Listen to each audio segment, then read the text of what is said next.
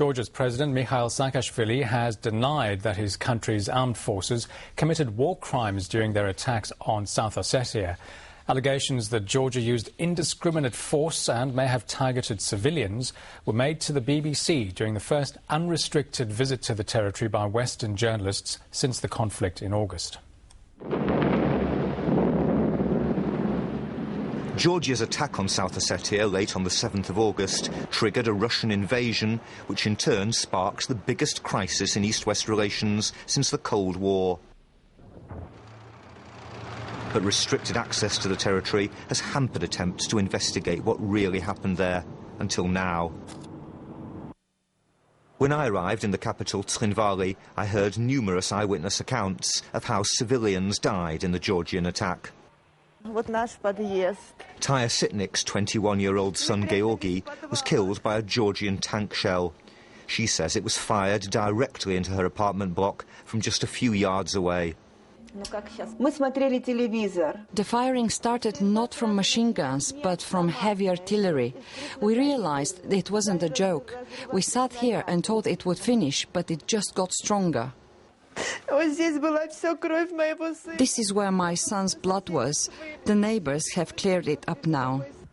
Marina Kocheva says her car was hit repeatedly by Georgian tank fire as she tried to flee Tskhinvali. The international investigative organisation Human Rights Watch has criticised both sides. It accuses Georgia of indiscriminate use of force in South Ossetia, a violation of the Geneva Conventions, and believes it may also be guilty of directly targeting civilians, a serious war crime. There was no intent on Georgia troops to fire on civilians. These are our citizens. Our troops are clearly trained to protect civilians.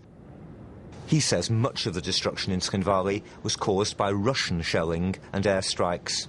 And Georgia has taken Russia to the International Criminal Court for allegedly allowing the ethnic cleansing of Georgian villages by its Ossetian allies. We saw evidence of systematic destruction there. Britain, an ally of Georgia, now supports calls for an investigation of both sides' actions. I think the Georgian action was reckless. I think the Russian response was disproportionate and wrong. Each side's actions need to be investigated, but they mustn't occlude the fact that a neighbour with 800,000 people in uniform then invaded a sovereign country that's recognised as part of the United Nations. But it's the Ossetian story that's not been heard in the West until now, and as access to the territory improves, demands to know what the Georgians did there are bound to grow.